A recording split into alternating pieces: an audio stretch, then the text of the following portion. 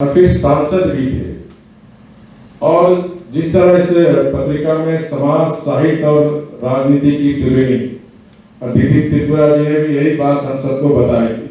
तो निश्चित रूप से वो समाज के प्रति समर्पित, राजनीति के क्षेत्र के प्रति समर्पित और साहित्य और कला के प्रति भी समर्पित। मैं उनका एक लेख भी साहित्य और कला पे छपा था, उस लेख को पढ़ा भी था। तो एक लाइन में हम कहें, डॉक्टर शरद श्रीवास्तव सादगी के मूर्ति थे।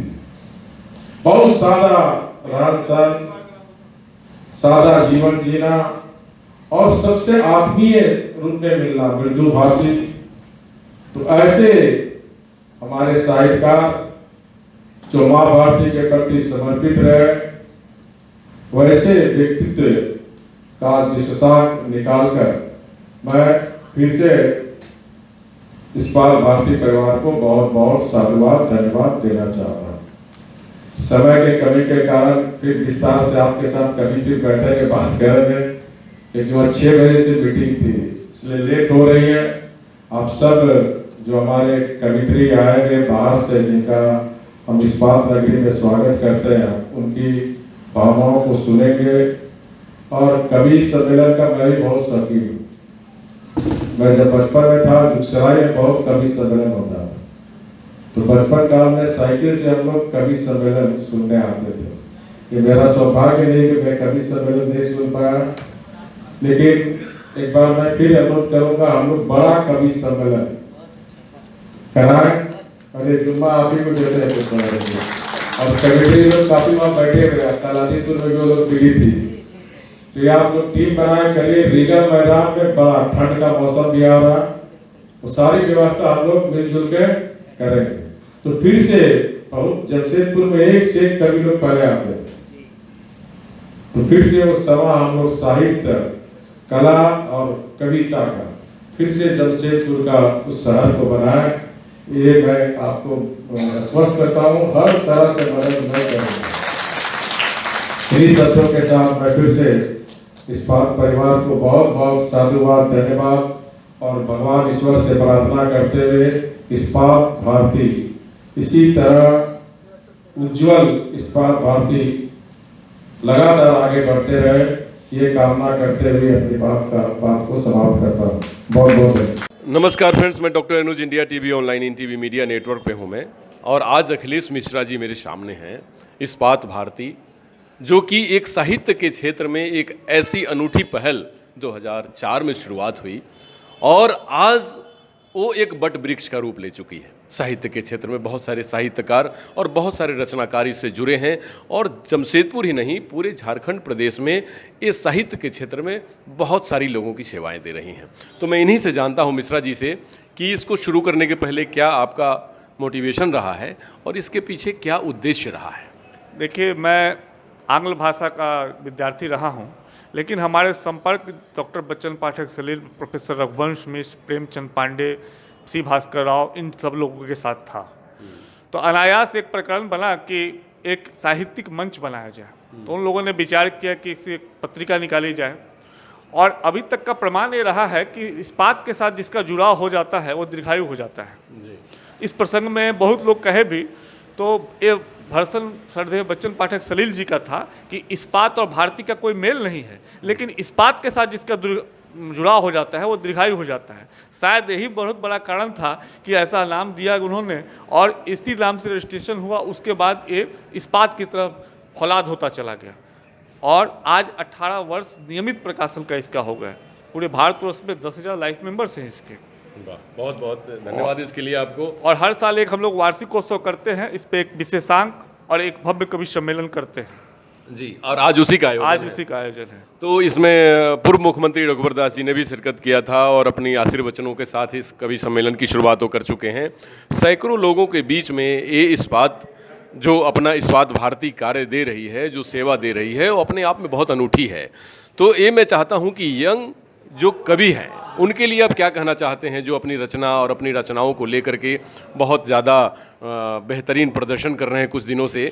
तो यंग या युवा कवियों और रचनाकारों के लिए आपका क्या कहना है और उस विधा में उसको कैसे आप पिरोएंगे, उसके बारे में क्या कहते हैं। हम लोगों ने एक कोपल करके कॉलम शुरू किया है जिसमें नौ उदित रचनाकारों को मौका देते हैं, जिससे उनको मौका मिले छपने का और उसमें उत्साह पैदा हो, जिससे वो लोग आने वाले समय में एक दक्ष साहित्यकार बन सके। तो इसके लिए हम लोग प्रयास कर रहे हैं और 8 पेज मैं कोपल के नाम से निकालता हूँ, जिसमें नए नवोचित साहित्यकार, रचनाकार, गीतकार जो हैं उनकी रचना छापता हूँ। अच्छा, हिंदी साहित्य और ये विधा का भविष्य क्या देख रहे हैं आप अपने दृष्टिकोण से?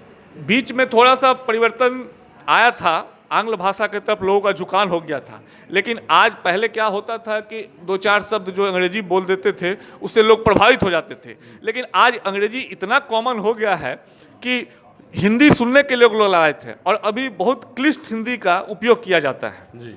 तो अभी हिंदी की तरफ लोगों का झुकाव बढ़ा है और आने वाले समय में इसका विशाल स्वरूप लेके फिर निकलेगा, इसमें कोई दो मत नहीं है। बहुत बहुत धन्यवाद, आपने अपना बहुमूल्य समय निकाला इस कवि सम्मेलन से। और एक कवि सम्मेलन सिर्फ कवि सम्मेलन ही नहीं है, रचनाकारों और इस साहित्य की विधा से जुड़े हुए लोगों को एक माला में पिरोने का, एक सूत्र में पिरोने का अपने आप में एक अनूठी पहल है। तो मैं इनको कोटि कोटि धन्यवाद करता हूं और इंडिया टीवी ऑनलाइन इनके मुहिम के साथ हमेशा कदम से कदम मिलाकर चलती रहेगी, क्योंकि साहित्य है तो जीवन है, जीवन है तो संस्कृति है। नमस्कार डॉक्टर अनुज शर्मा की तरफ से।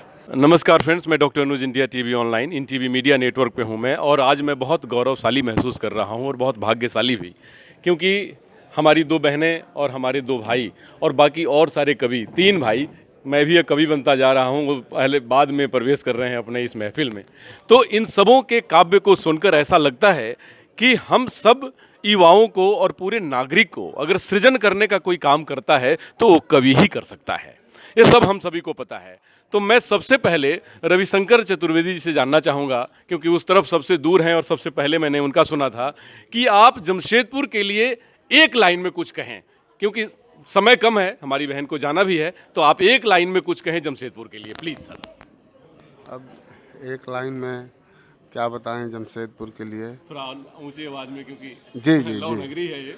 जी जी जी जमशेदपुर वास्तव में बहुत अच्छा लगा, जिस तरह से साहित्य को जीता है और पीता है। मुझे तो लगता है कि यहाँ के एक उदाहरण पूरे दुनिया में प्रस्तुत होना चाहिए कविता सुनने का। जी। बहुत अच्छा सुना लोगों ने। बहुत बढ़िया बात इन्होंने कही हम सब जमशेदपुर वासियों के लिए। अब अभय से बात करूं, अभय की बात मैं जितना कहूं, क्योंकि इनके काव्य पाठ से ऐसा लग रहा था कि मैं कभी मिलिट्री इंटेलिजेंस में काम किया, मेरे को लग रहा था फिर जाके ज्वाइन कर लूं।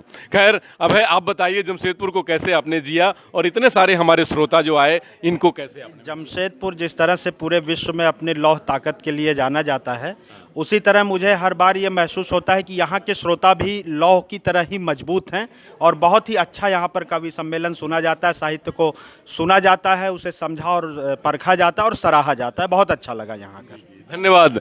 और मैं गजेंद्र जी की बात करूं तो मैं क्या कहूं, मतलब शब्द नहीं है। दिनकर जी की जब कभी हम लोग कविता पढ़ते थे अपने स्कूल कॉलेज के जीवन में, तो ऐसा लगता था कि आपकी ओज और उसके साथ जो आपने उसमें आधुनिकता जोड़ी है वो तो काबिल तारीफ है। मतलब वो दिनकर जी की ओज के साथ जो आपने उसमें अलंकार जोड़ा है, अगर मैं शब्दों में कहूँ तो वो हमारे युवाओं को या पूरी दुनिया को बहुत अच्छा लगेगा और आप बहुत अच्छा करेंगे। कि जमशेदपुर के बारे में आप बताएं और कुछ शब्दों में कहें तो आपसे तो उम्मीद। देखिए, यहाँ इतना अच्छा सुना गया है और श्रोता सुन ही रहे थे कि जैसे गैर हिंदी भाषी क्षेत्र होते हैं तो वहाँ पर हम लोग जाते हुए थोड़ा संकोच करते हैं कि वहाँ लोग कैसा सुनेंगे, लेकिन यहाँ आकर के इतना बढ़िया अच्छा लगा है कि मैं 4 पंक्तियों में कहना चाहूँगा कि फूल की चाह को हार ने सुन लिया, फूल की चाह को हार ने सुन लिया, नाव की राह पतवार ने सुन लिया, कोई आवाज़ मेरी सुने ना सुने, प्यार को प्यार से प्यार ने सुन लिया। वाह, बस उस प्यार में तो राम और कृष्ण भी बंधे चले जाते हैं जो आपने कहा। मैं अपनी बहन से बात करना चाहूँगा, डॉक्टर भुवन मोहिनी जी, कि जिन्होंने बड़ी सुंदर तरीके से एक माने भाव को प्रस्तुत किया हम सबों के बीच, और कोविड के बाद ऐसा लगा कि इन्होंने दुनिया को जोड़ने की कोशिश कर रही हैं। तो आप क्या जमशेदपुर को कहना चाहेंगी और पूरे झारखंड प्रदेश को क्या कहना चाहेंगी? इस्पात नगरी इसे कहते हैं भले ही ये इस्पात नगरी है पर यहाँ इश्क भी कम नहीं है। आज ये श्रोताओं से मैंने जाना, बहुत अच्छा लोगों ने सुना। जैसा कि कहा कि अहिंदी भाषी क्षेत्र है, यहाँ हिंदी को इतना प्रेम जब मिला है तो मुझे नहीं लगता, लोग कहते हैं कि हिंदी अब सुरक्षित नहीं है, लेकिन यहाँ आकर मुझे ये महसूस हो रहा है कि हिंदी का भविष्य बहुत उज्जवल है। जी, लोहे में लोहे जैसा मजबूत प्रेम होता है। सुमन बहन से बात करूंगा। मैं हूं सुमन। सुमन की तो कोई बात ही नहीं। वो जिस पथ पे फेंक देना बनमाली, जिस पे जैसे हैं आप लोग जब बढ़िया से जानते हैं। तो मैं सुमन बहन से ये जानना चाहता हूं कि आप जो ये अपनी बातों को जो प्रेजेंट करती हैं, अपने नाम से पूरी दुनिया को और पूरे एक सिस्टम को बताने की कोशिश करती हैं, तो ये इंस्पिरेशन आपको बचपन में कहाँ से मिला इस काव्य पाठ का? क्योंकि आप खुद एक प्रोफेसर हैं और हम लोग भी कहीं ना कहीं शिक्षा जगत से जुड़े हुए हैं। जी बिल्कुल।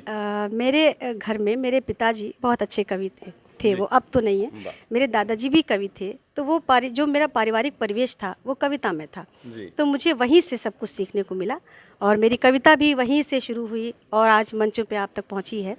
तो ये श्रेय मेरे परिवार को जाता है। और जहाँ तक सवाल है कि जमशेदपुर, आप सबसे पूछ रहे थे ये सवाल कि जमशेदपुर के बारे में कुछ कहिए, कैसा लगा आपको यहाँ आकर या ऐसे लोगों के बीच में कविता सुनाकर? तो सच बात यह है कि वाकई ये जो लौह नगरी है, लौह नगरी तो है, लेकिन यहाँ के लोगों का दिल मोम जैसा है। वाह। और इतना बढ़िया सुनने वाले लोग हैं कि बार बार कोई भी कवि ऐसा नहीं होगा जो यहाँ आने का जिसका मन नहीं होगा। और आप जैसे लोगों को लोगों से इतना स्नेह, इतना प्यार पाके तो वाकई ये लगता है कि पूरी ज़िंदगी में जो हम लोग कविता बहुत करते हैं, बहुत दिनों से कविताएं कर रहे हैं, तो वर्षों वर्षों का जो काव्य पाठ है वो आज के दिन आके ऐसा जैसे सार्थक हो गया। एक तीर्थ करने के लिए हम आ गए यहाँ पे। बिल्कुल बिल्कुल, बहुत बहुत धन्यवाद। मैं अपने सभी भाइयों का और एक चीज चाहूँगा। हाँ जरूर रिकॉर्ड ये किया जाए। उत्तर प्रदेश संघ का ये इस्टेब्लिशमेंट है पूरा, उत्तर प्रदेश संघ का, और मैं यहाँ का जॉइंट सेक्रेटरी हूँ। और मैं हमको बहुत गर्व है कि उत्तर प्रदेश के कवियों ने आकर यहाँ छटा भी खरीदी। वाह वाह। और मैं इलाहाबाद से हूँ, और तो सब आसपास के ही हैं सब अपने। जी बिल्कुल बिल्कुल, बहुत बहुत धन्यवाद। देखिए उत्सव का माहौल है और बाकी मिश्रा भैया ने जो कहा कि यूपी संघ, यूपी में दम है, और अमिताभ बच्चन जी जैसे कहते हैं, और हमारे भाइयों ने कहा, हमारी बहनों ने कहा, दम है यूपी में, अब हम करके कुछ दिखाएंगे। और यूपी को तो जीता ही है, पूरी दुनिया को जीत कर दिखाएंगे। नमस्कार, डॉक्टर अनु शर्मा की तरफ से।